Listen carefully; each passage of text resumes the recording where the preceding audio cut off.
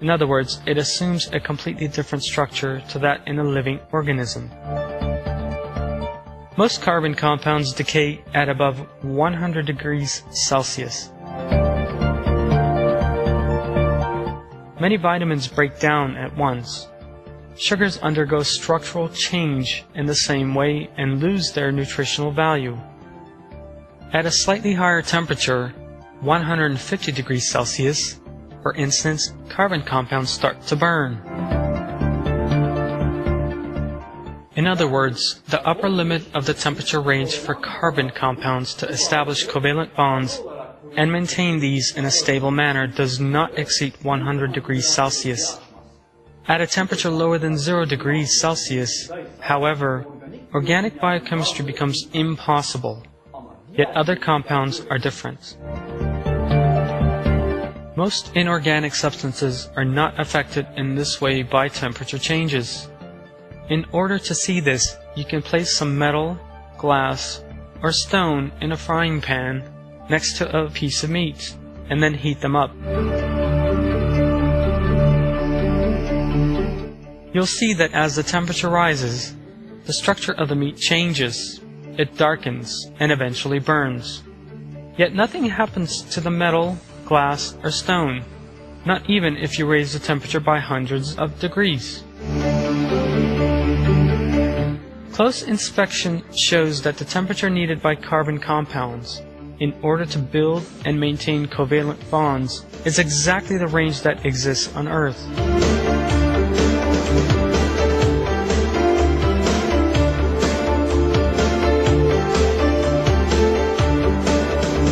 Yet, as we have already said, the temperature in the universe as a whole vary from the fierce heat of millions of degrees inside the hottest stars to absolutely zero, or minus 273 degrees.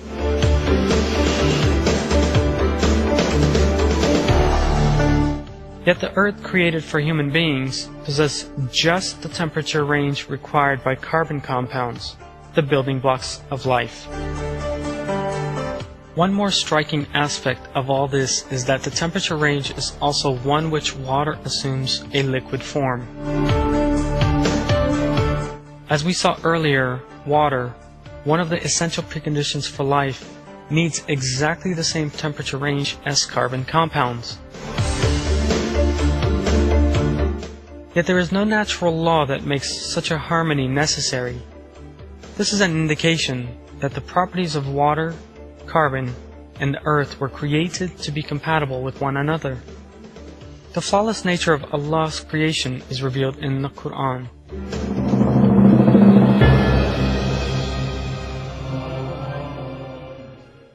He who created the 7 heavens in layers, you will not find any flaw in the creation of the All-Merciful. Look again. Do you see any gaps? Then look again and again. Your sight will return to you dazzled and exhausted.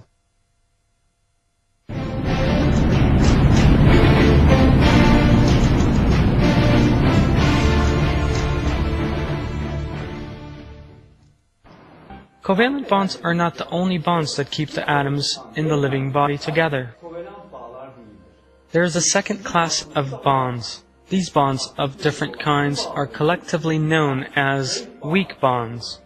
Proteins, basic building blocks, owe their complex three-dimensional shapes to weak bonds. In order to clarify this, we now need to touch on the structure of proteins. Proteins are generally referred to as amino acid chains. This is an accurate definition, though an inadequate one because the term amino acid chain calls to mind a two-dimensional series, like pearls strung out one after the other on a necklace. However, the amino acids that constitute proteins have a three-dimensional shape, like the leaves on different branches of a tree. Covalent bonds keep the atoms that comprise amino acids together. Weak bonds, on the other hand, combine amino acids together in the requisite three-dimensional form. Were it not for the weak bonds, proteins could not exist, and there could be no life in the absence of proteins. The noteworthy aspect of this is that the temperature range required by weak bonds is as with covalent bonds, exactly the temperature range that exists on Earth. Yet weak bonds and covalent bonds have completely different structures. And there is no natural reason why they should both require the same temperature. Nonetheless, both classes of bonds are established at the same temperature. If covalent bonds were stable at a different temperature than weak bonds, then protein building would be impossible. All of this information about the extraordinary properties of the carbon atom shows that there is enormous harmony between this atom and other atoms and compounds that are the essential building blocks of life, such as water. There is also harmony between the stability of this atom to form bonds and the temperature of our planet. Our planet provides a home for all these elements and compounds. Michael Denton emphasizes this fact in his book, Nature's Destiny. Out of the enormous range of temperatures in the cosmos, there is only one tiny temperature band in which we have 1. Liquid water, 2.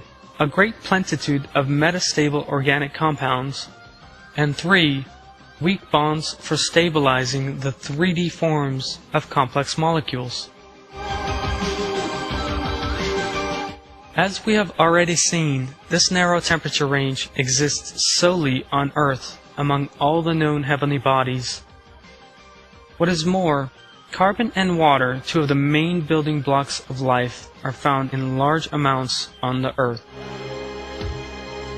All this goes to show that the carbon atom and its extraordinary properties were specially created for life, and that the planet Earth was specially created for carbon-based life.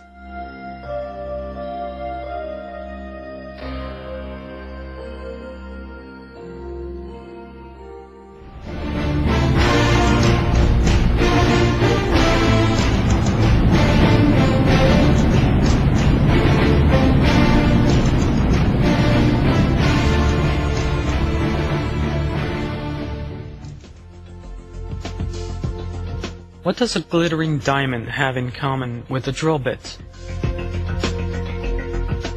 An uncut, raw diamond is the hardest of all minerals and all substances. For that reason, crystal diamond is used to cut, pierce, and plane substances of all kinds. Hardness is the resistance that minerals display to scratching due to external forces. Minerals can easily be defined according to their hardness.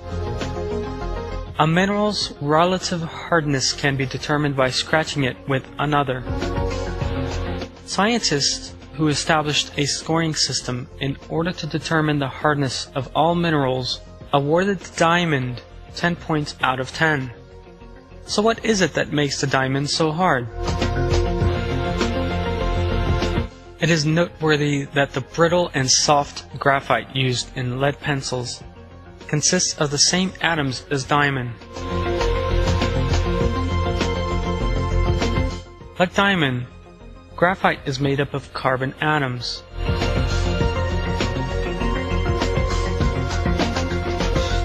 Yet one is very soft and the other exceptionally hard. One is like a piece of black coal, whereas the other can have a glittering surface. One is present in abundant quantities in nature, where the other is a rarity. For all these reasons, diamond is of course incomparably more valuable than graphite. So how is it that the carbon atom is able to assume both of these totally different forms? The crystal structure of the diamond is the most perfect example in the whole crystal world. The carbon atoms in a diamond crystal have the ideal geometrical form to endow the diamond with its great hardness.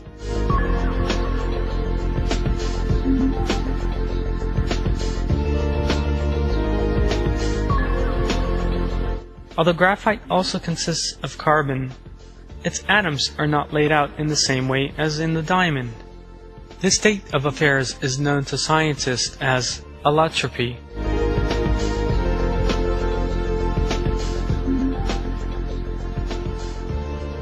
Allotropy is the existence of different physical forms of a chemical element by its atoms being arranged in different ways. Each of these different forms is known as an allotrope. For example, oxygen and ozone are allotropes of the oxygen atom.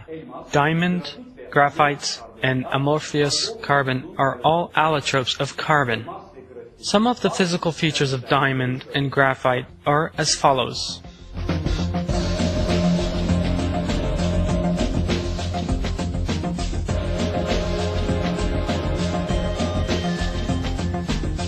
As we can see, there are enormous differences between these two substances, based solely upon the difference in the arrangement of their atoms.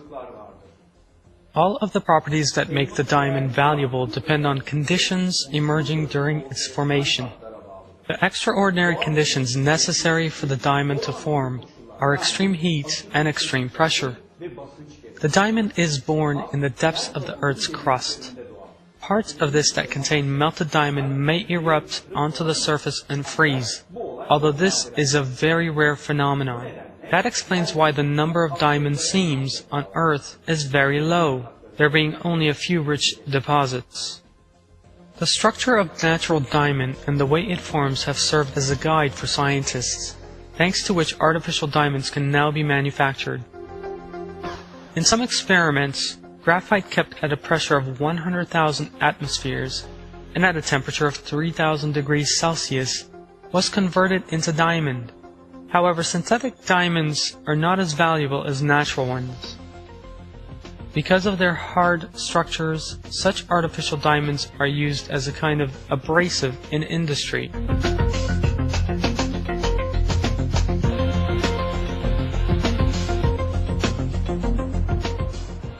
As Sidgwick the chemist has said, the carbon atom, which contains only 6 protons, 6 neutrons, and 6 electrons, is a fully fledged miracle. The difference in the way the atoms are arranged gives birth to such different outcomes. The way that these outcomes are so beneficial for man is sufficient for us to see that all these are a blessing from Allah. Therefore, it is impossible for any of the properties of the carbon atom, which are so essential for life, to have come about by coincidence. Allah created the carbon atom with all of its different characteristics, just as He did everything else.